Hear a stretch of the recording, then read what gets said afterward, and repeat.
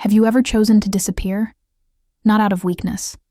Not because someone made you, but because saying yes was the only way to keep someone else breathing. I did. And the worst part is, I did it in silence. No tears. No last-minute phone. Call. Just a quiet click of a pen on paper, and a knot in my chest that still hasn't loosened. The dress came in a white box. I didn't choose it. I never saw a catalog. No fitting. No veil. Just a note from someone I'd never met in person. Signed in the bottom corner. Wear this. 3 p.m. Car will wait. AD, my hands shook when I touched the fabric. It was smooth, expensive, almost liquid under my fingertips. Silk. Real silk. The kind I'd only ever seen in museum portraits or bridal magazines in waiting rooms. I didn't deserve it. And I didn't want it. But I put it on anyway, because my father was in a hospital bed, and every beep of his heart monitor was paid for by the man I was about to marry. I met Adrian Delcourt once. Briefly. In a hospital corridor that smelled like antiseptic and wilted lilies. He didn't offer condolences. He didn't say hello. He said, "I can cover the full cost, but I want something in return. 12 months. Legal marriage. You'll live in my estate. No press, no questions." I remember standing there, clutching the sleeves of my cardigan, so tightly I left marks on my skin. "Why me?" I whispered. He didn't blink. "Because I said so." That was 3 weeks ago. I spent the morning of my wedding painting. Not because I had time to, but because I didn't know what else to do with my hands. My canvas was the back of an old pizza box. My brush was fraying. I painted a girl standing in front of a red door. She looked like she was about to knock. But her fists were clenched. At 2:57, the car arrived. Black. Gleaming. No driver in sight. It idled like it had nowhere better to be. I stood on the curb in a long white coat, the hem of my dress brushing the salt-stained concrete. My neighbor waved. "From across the street. You look beautiful." I smiled. That kind of smile that feels like your skin is cracking at the edges. She thought I was going to live out some fairy tale. She didn't know I was trading freedom for a breathing father. The ride took over an hour. I didn't speak. The driver didn't either. I stared at my reflection in the window, at the girl in white who looked a little too calm for someone about to sign her life away. I tried to imagine what Adrian looked like when he wasn't in a hospital suit. Was he cruel? Cold? Was he broken in ways I hadn't yet seen? Or worse, was he untouched by any of it? The estate was carved into the side of a Vermont hill, all stone and shadow. No warmth, no flowers, just glass and silence.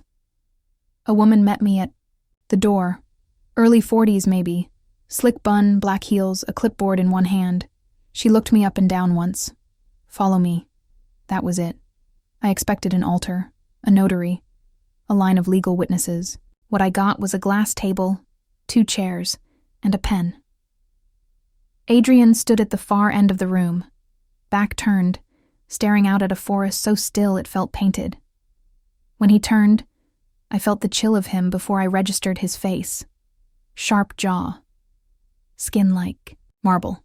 Slate gray eyes that didn't ask. They informed. "You're late," he said. I wasn't. I checked my watch. 2:59. He slid the paper toward me. No smile, no warmth. "Read it if you want. Or don't. Either way, sign at the bottom. There's a clause about physical boundaries. I won't touch you unless you ask me." 2, I signed. Without reading, because I didn't want the details. I just wanted my father to live. After I signed, Adrian said nothing. He left the room first. The woman in black heels returned and gestured for me to follow. The halls were long, lined with paintings of people whose eyes followed you. I counted my steps to distract from the sense that I'd just been swallowed by something older than both of us. 43 steps, left turn, down a narrower hallway. Then, a door. Red. It wasn't the red of lipstick or roses. It was deeper, rusted, like the inside of your chest after heartbreak. The woman opened it, motioned me inside. "This will be your room." Then she left. No instructions, no lock, just the soft sound of her heels retreating into the void. I stepped. Inside. The bed was made, crisp, immaculate. There was a single lamp lit, casting gold light over the red walls. Velvet curtains, no windows. Silence. Then, a sound behind me. The door. I turned. Adrian stood there. For a moment, we just looked at each other. I searched his face for a hint of explanation, maybe even an apology. Instead, he said, "You're safe. Here," and closed the door. The lock clicked. I stood there, staring at the door like it might open again, like he might come back and say something that would make this all make sense. But nothing came. Just the sound of my own breath. Shallow. Shaking, I said yes because I thought I had no choice. I walked through a door because I thought it would stay open. Now here I am, in a room I didn't choose, married to a man I barely know, with nothing but silence for company. And you know what scares me most? Not the lock, not the walls. What scares me is that some part of me isn't trying to leave. Would you have walked in too? The first thing I noticed was the silence. Not just quiet, absence. A heavy, velvet-lined stillness that blanketed everything. Even my breath felt too loud. The room was beautiful in a way that made me uneasy. Every object seemed selected, curated. As if it didn't just exist. It served a purpose. Deep red wallpaper framed with black trim. A 4-poster bed with sheets tucked so tight they could have held a body in place. A faint scent hung in the air. Cedarwood, aged. Whiskey, and something warmer underneath, like old books or dried roses. It wasn't unpleasant, just too intentional. There were no windows. Just one lamp beside the bed, casting light like honey across a dark wooden floor. On the desk sat a glass of water, a book, and a small silver bell. I didn't touch anything. I stood in the middle of the room for longer than I care to admit. Listening, waiting, for footsteps. For the sound of a lock turning again. For him, nothing. I tried the door.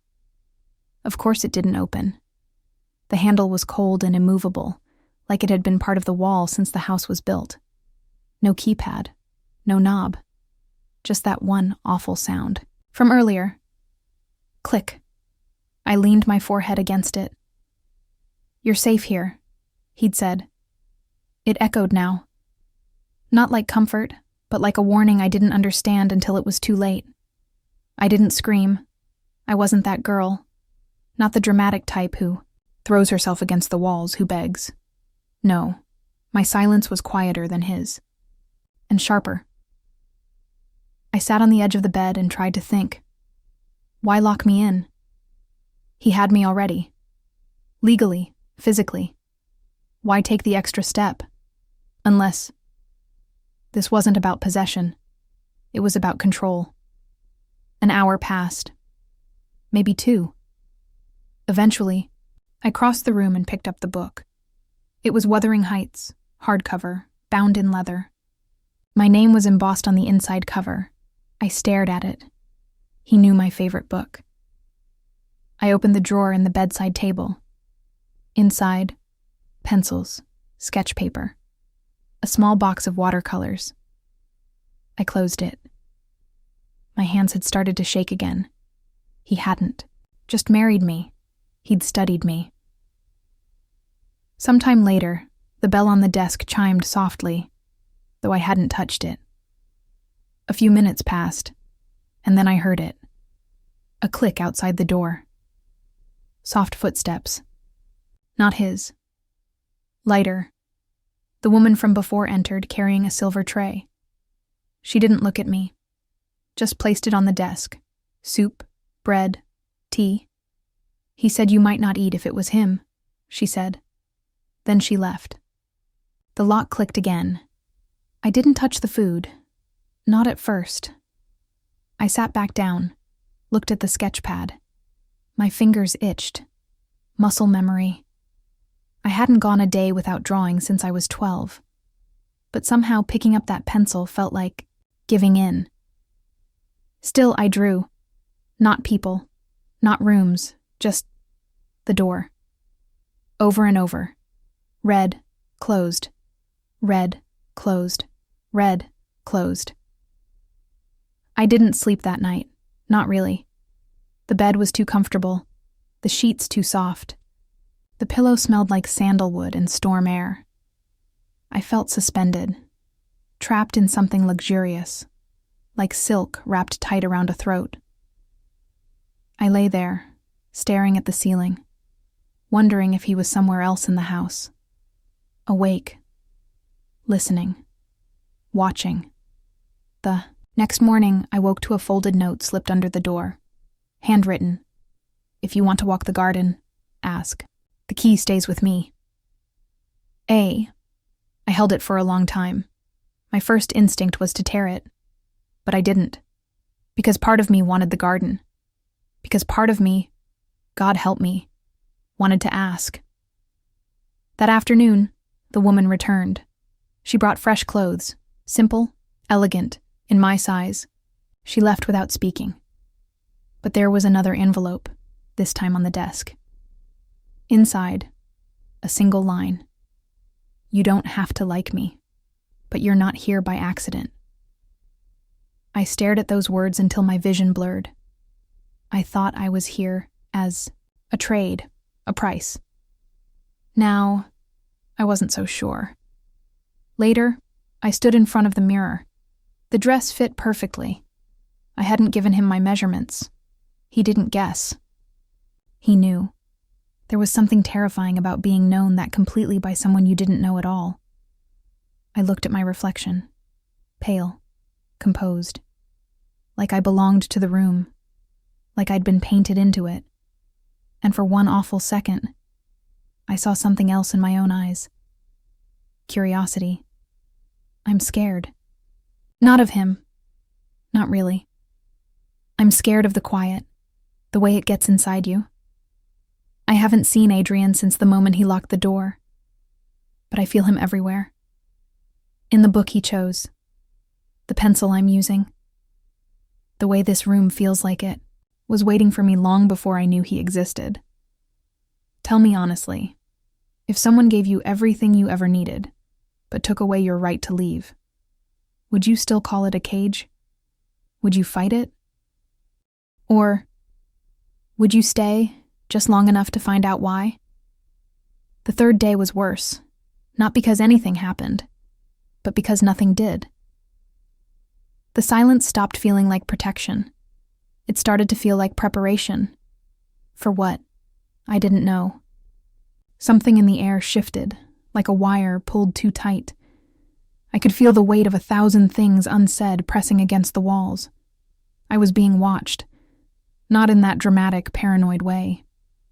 Not like eyes behind curtains or cameras in corners. No, this was quieter. This was knowing, somewhere, someone already had answers to questions I hadn't asked yet. I opened the desk drawer again. The pencils had been sharpened since last night. Hadn't touched them. That should have scared me. But instead I felt something else. Curiosity. Not the gentle kind. The dangerous kind. That afternoon, a new book appeared on the desk. Not with the breakfast tray, not announced. It was just there, like it had always belonged. It wasn't Wuthering Heights this time. It was one of mine. A children's book I illustrated 2 years ago, The River Fox. A small indie title no one really bought, but I'd poured my soul into the sketches. I remembered the cover, the crooked tail, the wildflowers near the fox's den. Things only I would notice. I flipped through it, my fingers suddenly cold. On the title page, to E.G., your fox has never left me. Amy hands tightened around the edges. He didn't just know my name. He didn't just find me because of my father. He followed my work. He saw me long before I saw him. I told myself it didn't mean anything, that maybe it was a coincidence. Maybe he had a researcher or an assistant who found it. Maybe it wasn't obsession. But the more I looked around the room, the exact watercolors I use, the same brand of sketch paper, even the smell of the oil, diffuser that matched my old apartment, the more it became clear this wasn't a room. It was a replica, a curated version of my world, built to keep me inside it. That night, I dreamed in red. The walls pulsed. The ceiling breathed. I was drowning in velvet and voices I couldn't place. I saw myself in the mirror, only it wasn't me. She smiled too easily. Her lips moved, but her voice was his. You're not here by accident. I woke up sweating. I paced the room for an hour, back and forth, counting steps again, like that would ground me. Eventually, I did something I hadn't dared before. I pressed my lips against the door and whispered, "Why me?" No answer. I waited. 10 minutes. Then, a slip of paper slid underneath. Not a full note. Just one line. I lost her. But I found you. I didn't know what that meant. Or maybe I did, but I didn't want to believe it. So I searched the room again. This time with intention. I touched every drawer, every book spine. I moved the bed, opened the back of the closet, and that's when I found it. A journal. Beneath a loose floorboard. Not mine. His. No lock. No name. Just raw handwriting, slanted and deep. The entries weren't dated. They started months ago, maybe longer. Descriptions of me. Things I'd said at book signings. Photos from my website. Details no one would remember but me. She tucks her hair behind her left ear when she's nervous. She only signs books with a navy pen. Her voice shakes when she talks about her father. My knees buckled. It wasn't admiration. It wasn't chance. It was a slow construction of everything I am. He didn't find me after the hospital. He chose me long before it.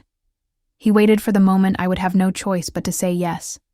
I don't remember falling asleep, but when I woke up, the journal was gone. So was the floorboard, like it had never existed. Later, I stood in front of the mirror again. Same girl, same dress. But now, my reflection looked back at me like it knew something I didn't. Something about being seen before you're ready. Something about being claimed before you're asked. He didn't fall in love with me. He built a version of me he could keep. That's not the same thing. Is it? I want to say I'm angry, furious, violated. But underneath all of that, I feel seen, in a way that frightens me. I didn't ask to be chosen, but some part of me, God help me, feels wanted. And I don't know what's worse. The idea that this is love, or the possibility that it's the only version of love I'll ever get. What would you do if someone knew you that deeply, but never gave you a choice? Would you run? Or would you stay long enough to understand why? I lasted 5 more days. 5 days of silence, of red walls and soft sheets and food that arrived without knocking. 5 days of pacing like a caged animal, of rereading the same 4 lines of Wuthering Heights and sketching the same door over and over until I tore through the paper. 5 days of knowing he was somewhere in this house. Watching, listening, not coming in, not speaking. Stopped eating on the 6th. Not out of rebellion, out of desperation, out of a growing ache that had nothing to do with hunger and everything to do with feeling invisible in a room that had been designed just for me. I wanted him to break first. To reveal what I already feared, that this wasn't about protection or saving my father or even me. It was about possession. The dizziness came that evening. I tried to stand, and the floor tilted. My legs folded beneath me like a marionette with its strings cut. My forehead hit the corner of the desk on the way down. A flash of white, then nothing. When I came to, I was still on the floor. The lamp was off. The room, dim, and the door was open. He was there, Adrian, kneeling beside me in his dark suit, sleeves rolled to the elbows. His hands hovered over me like he didn't know how to touch a woman who wasn't already broken. But I was. So he did. He pressed a cool cloth to my temple. I felt blood. Not much. Just enough to sting. "You're hurt," he said softly. The first words he'd spoken to me since the day he locked the door. "No," I whispered, surprising myself. "I was already hurt. You just noticed." His hand paused. Then, like something cracked open inside him, he lifted me. Effortless. One arm beneath my knees, the other behind my shoulders. I wasn't a person, I was a thing. A painting, a glass sculpture. Delicate, breakable. His.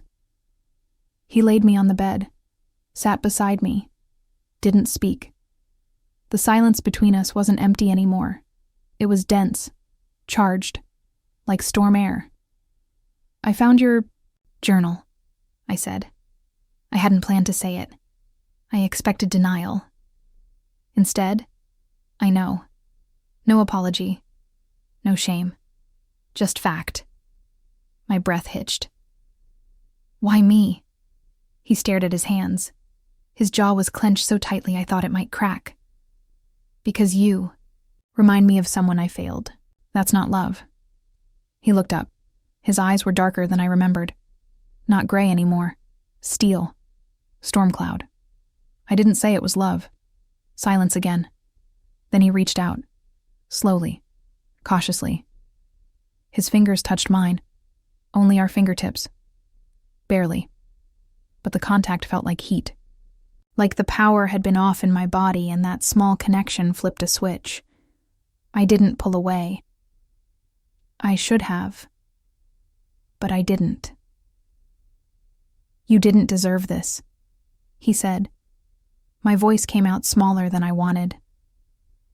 "Then why did you do it?" He didn't answer, but his hand slid further down, his palm covering mine now, warm and firm and trembling just slightly. He wasn't as controlled as he wanted me to believe. I looked up into his face, and I saw it. Cracks. Real ones. Pain that hadn't been processed. Grief he had wrapped in suits and silence and locked doors. He wasn't here to hurt me. He was here to stop himself from falling apart. Still, it didn't make it okay. I sat up. He didn't move, just watched me with that same barely held together, calm. "If you think touching me erases what you've done, it doesn't," he interrupted. "But it's the first thing I've done that's felt right in years." I hated him for saying that. But I hated myself more for wanting to believe him. For wanting him to touch me again. For wondering what it would feel like if he pulled me close. Not out of guilt or grief, but because he needed to. The moment ended. When he stood.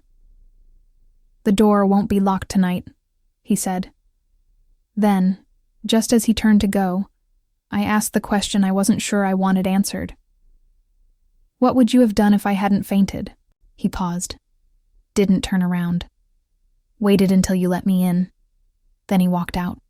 Left the door open. I didn't sleep that night either. But I didn't draw. Didn't cry. I lay in bed with the sheets pulled to my chin, eyes fixed on the open door. listening for his footsteps. For any sign of regret. There was none. Just the stillness of a house that had, for one fleeting moment, exhaled. I should have felt triumph. He opened the door. He broke first. He touched me. But it didn't feel like winning. It felt like something else, like a wire between us had been pulled tighter, not looser. I don't know if I'm the victim in this story anymore, and that terrifies me. Because if I'm not the one being kept, then maybe I'm the one staying. Tell me something.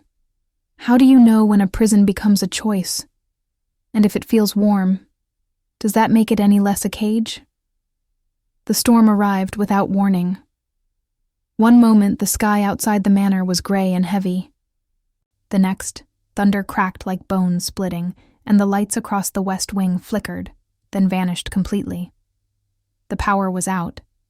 The room was dark, but the door was still open. I sat up in bed, heart pounding. The silence now wasn't stillness. It was waiting. Rain lashed against the stone walls outside. Wind whistled down the halls like something alive. The red room, usually stifling in its perfection, felt primal, raw. I crossed to the doorway barefoot, each step deliberate. I didn't know what I was expecting. I only knew I didn't want to spend that night alone. I found him in the library. A fire burned in the massive hearth, throwing gold and shadow across the floor. Adrian stood beside it, shirt unbuttoned at the throat, sleeves rolled again. He held a glass of something dark in one hand and nothing in the other. He didn't look at me when I entered. But he didn't ask me to leave either. That was permission enough. I used to love storms, I said. He turned slightly, eyes catching the firelight. I used to feel nothing at all. I walked to him, slow, controlled, my body aware of itself, in ways it hadn't been in years. He was taller than I remembered, not in inches, but in presence. And he looked exhausted. Not physically, emotionally. Like holding everything in for this long had worn him thin. I reached for the glass in his hand. He let me take it. I sipped. Bourbon, sharp, too warm for someone like me. But I didn't flinch. He finally spoke. You should be in your room. You didn't lock the door. No. Why? Because I wanted to know what you'd choose. I placed the glass on the table and walked to him. Not away, not around. 2. He didn't move when I reached out and touched his collar. He just inhaled once, sharply, like the moment shocked him. My fingers slid across the line of his chest, just above where his shirt lay open. His breath hitched. I'm not scared of you, I whispered. You should be. But I'm not. He closed the space between us in half a heartbeat, one hand to my cheek, the other to the small of my back. And then he kissed me, not gently, not tentatively, like he'd been holding his breath since the day we met and was finally allowed to exhale. His mouth crushed mine, fire-lit and fierce. There was no carefulness, no patience, just need. And I matched it. My fingers twisted in his shirt. My body arched into his. Every inch of my skin screamed for more. There were no thoughts, no questions, just the sound of rain and fire and his breath hot against my mouth. He broke the kiss first, forehead pressed to mine. Say no now, he said, voice rough. Say no and I'll walk away. I didn't. I slid his shirt from his shoulders, let it fall. His mouth found my neck, his hands at my hips. The fire cast both our shadows onto the stone behind us.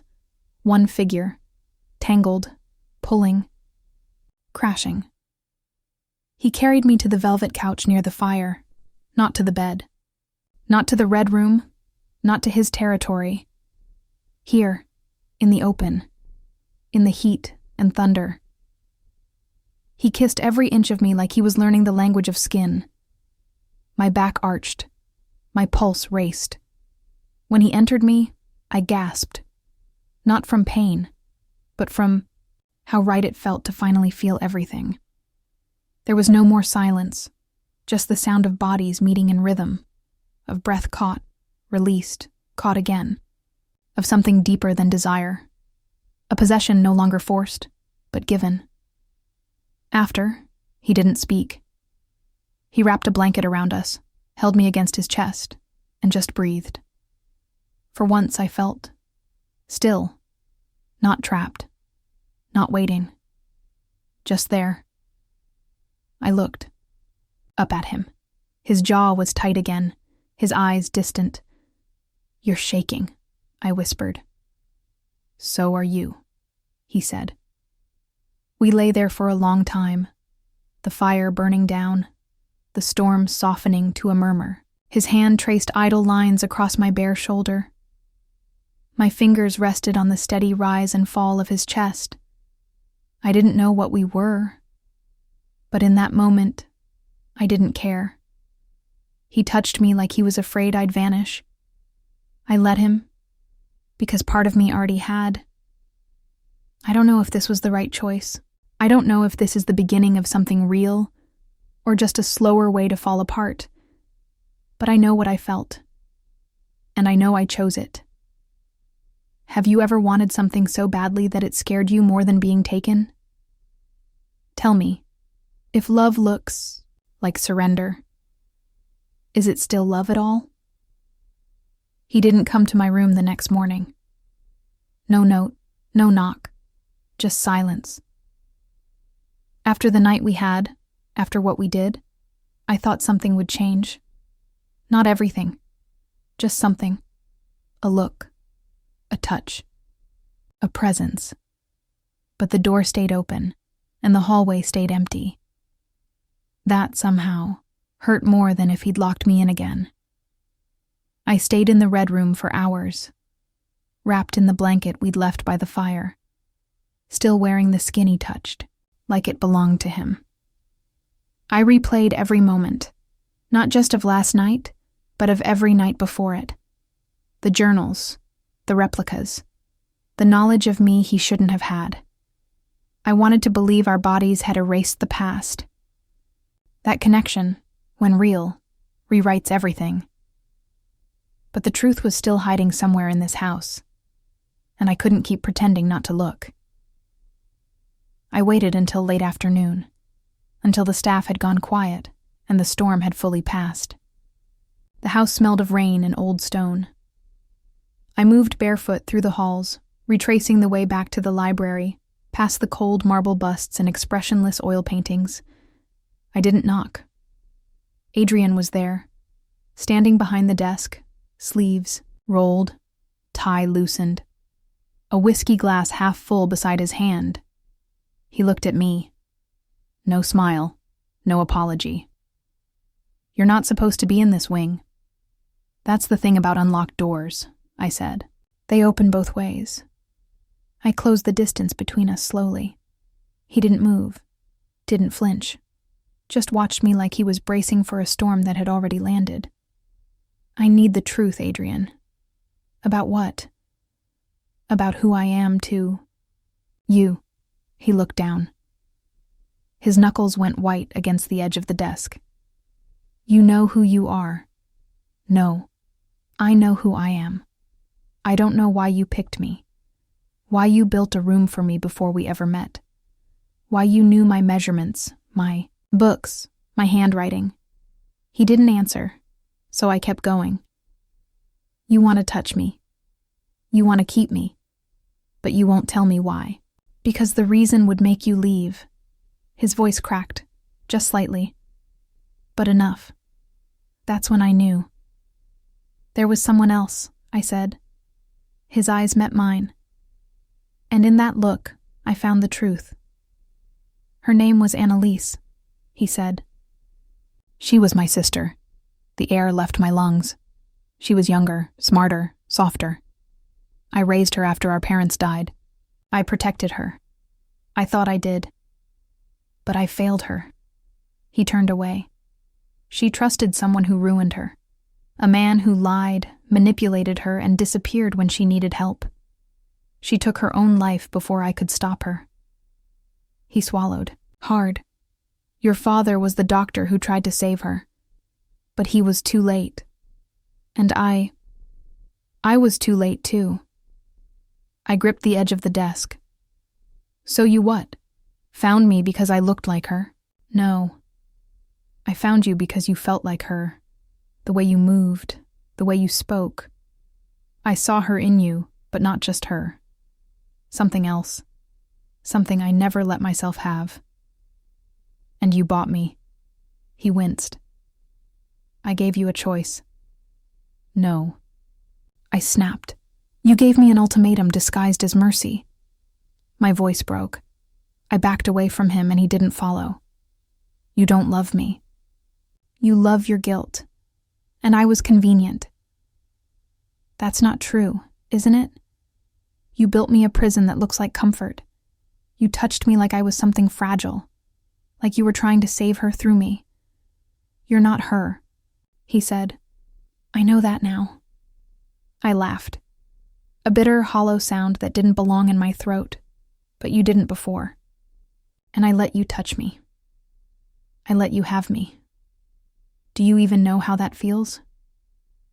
He stepped forward. I didn't know what I was doing until you looked at me like I was human.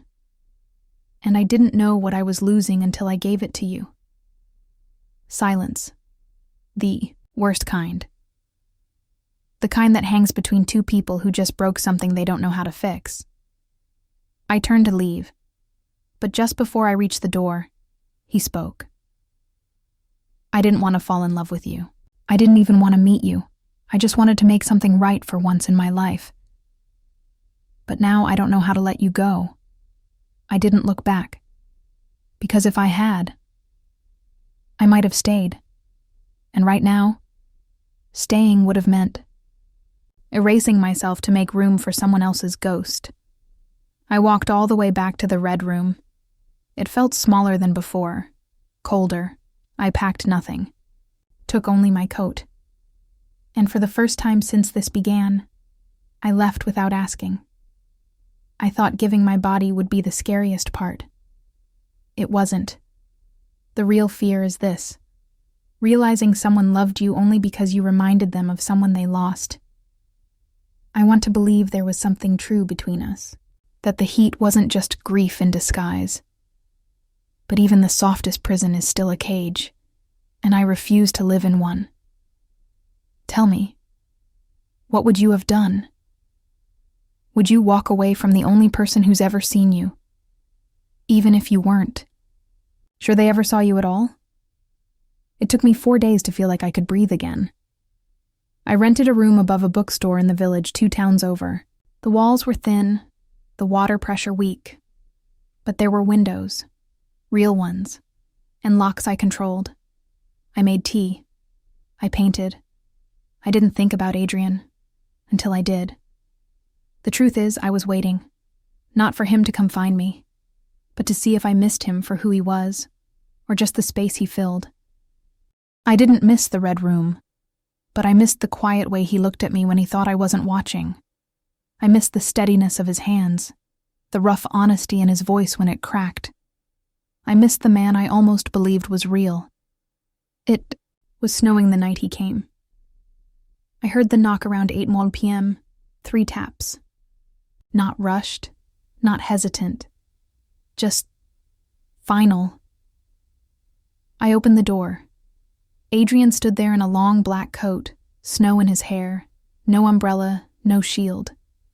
He didn't speak right away, just looked at me like I was a painting. He didn't think he deserved to. See again. Can I come in? Are you going to try and buy me again? His jaw clenched. Not out of anger. Shame. No. I opened the door, just wide enough. He stepped in, removed his coat, stood like he didn't know where to put his hands. I didn't offer tea. Didn't ask how he found me. He'd always known where I was.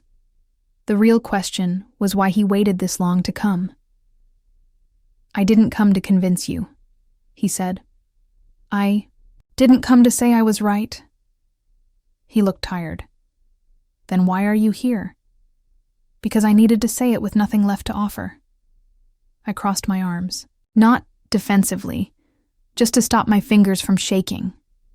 Say what? He stepped closer. I never should have chosen you the way I did. He swallowed. I found you because you reminded me of her, but I kept you because you became something else. Someone else. You challenged me. You terrified me. You rewrote everything I thought I understood about myself. You locked me in a room, Adrian. And then I stood outside the door every night, wondering how to unlock myself. I didn't cry, because this wasn't the part that broke me. This was the part that healed me.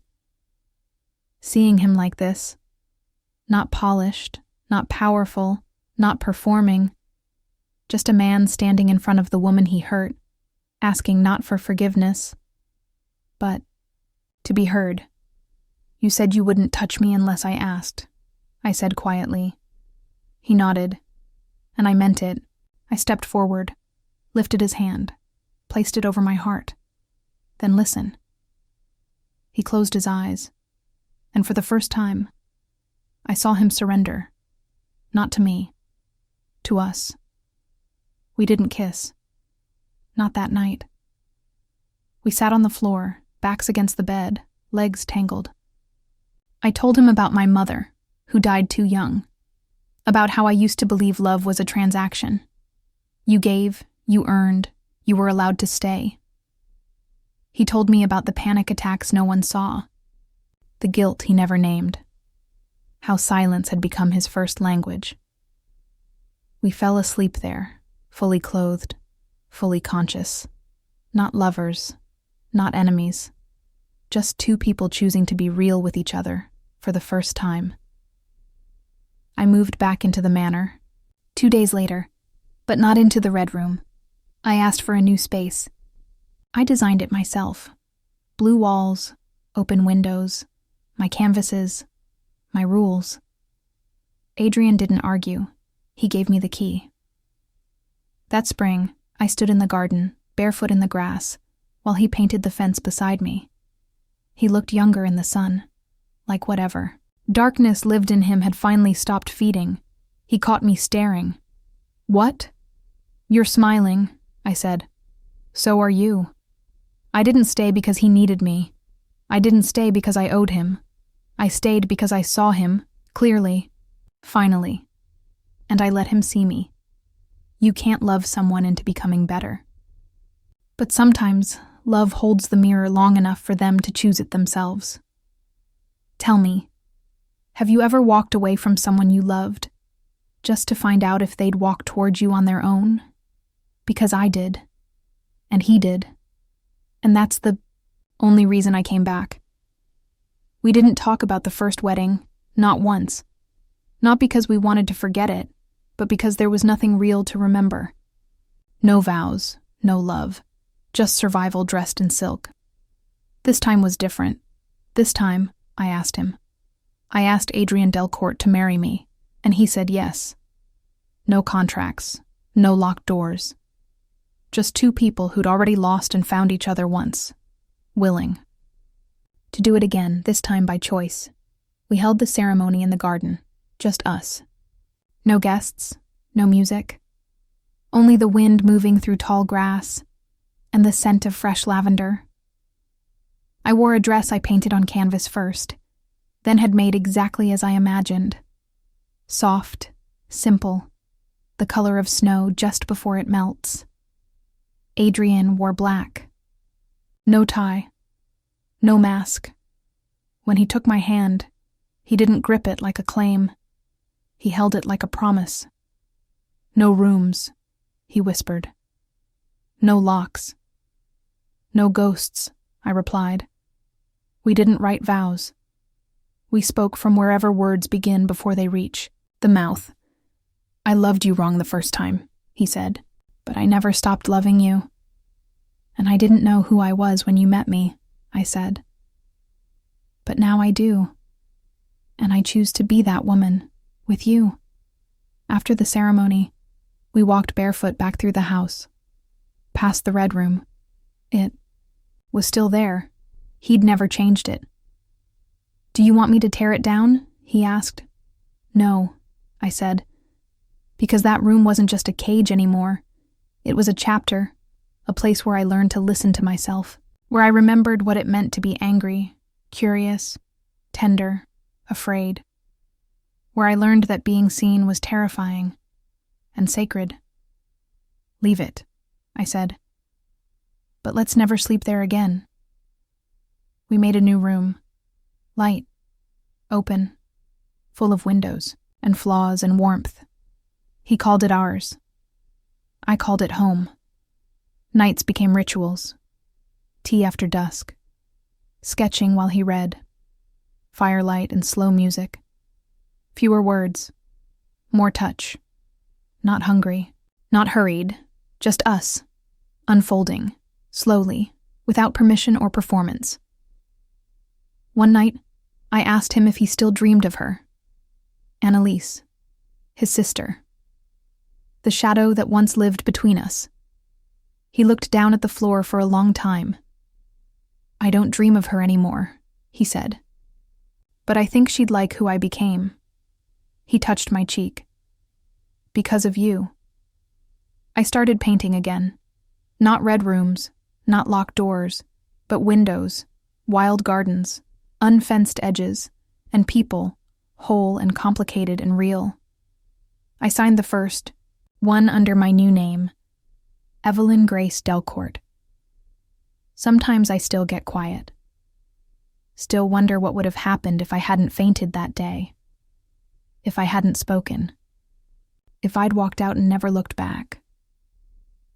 But then he walks into the room, barefoot, carrying my tea exactly the way I like it, and sits beside me like we're still choosing each other. And I remember, freedom isn't the absence of walls. It's being able to walk through the door and knowing someone isn't waiting to trap you inside, but to walk back out with you, hand in hand. We sleep now in a room we built ourselves. The sheets smell like rain. The windows are always open. And when he wraps his arm around me in the dark, I don't feel owned. I feel safe. I feel free. I feel loved. The room he locked me in didn't change. I did. I used to think being chosen was the same as being loved, but love isn't about being needed. It's about being known, and still being asked to stay. That's what he does now. He doesn't keep me. He invites me. Every day. And every day, I say yes. Not because I have to, but because I want to. Tell me, honestly, if someone once caged you but then handed you the key, would you open the door and run, or would you turn around, hand them the key, and say, now we keep each other free? I'm not telling this story to be admired. I'm telling it so I don't forget who I became inside that locked room. People always ask, why didn't you run? Why did you go back? As if the world is divided neatly between cages and freedom. But the truth is more complicated than that. Sometimes the key to your freedom is in someone else's hand. But you're the only one who can reach for it. I didn't stay because he was handsome. I didn't stay because he was rich or broken or knew how to kiss me like the world would end if he stopped. I stayed because one day, he finally looked at me without expectation or shame or ownership and said, you're free to go.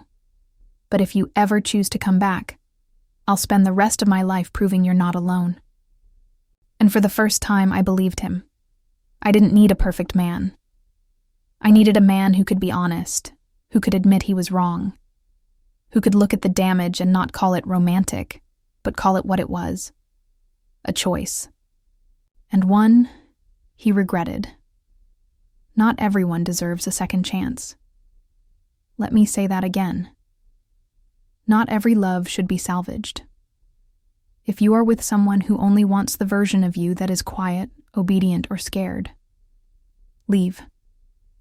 If someone makes you earn their kindness with your suffering, walk away. Love is not a trade. It's not a contract. It's not a locked room dressed in velvet. Love is the door left open, and a voice that whispers, "You can go.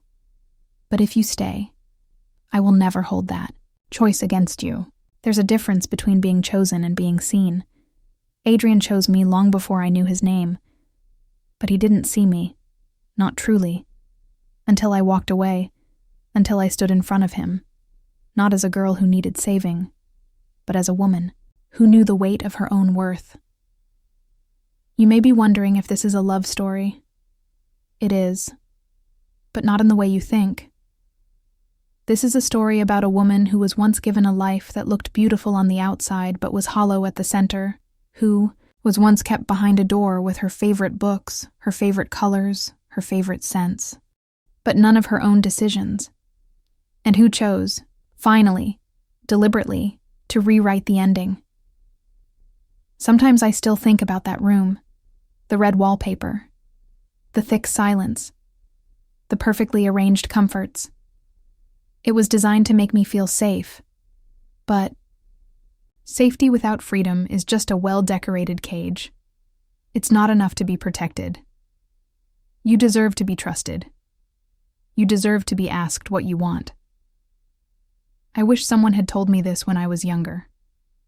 Love should never make you smaller. Love should never need you to be afraid in order to feel strong. And if someone says, "You're mine," you get to decide what that means. It can mean tenderness. It can mean shared breath in the dark, but it should never mean silence or powerlessness. I stayed. Yes. But not because he made me feel helpless. Stayed because he made me feel powerful. Because after all the walls, all the grief, all the games, he finally sat down, looked at me across a room that no longer held me captive, and asked, "Can we build something new?" And I said yes, because he stopped speaking like he owned my story, and started listening to how I wanted it to end. So now, I ask you, have you ever loved someone so deeply that you lost the sound of your own voice in the echo of theirs? Have you ever forgiven someone not because they earned it, but because you were ready to be free from the weight of carrying their sins? Would you stay if the person who hurt you came back, not with flowers or apologies, but with change? Not promises, not pressure, just openness. Would you?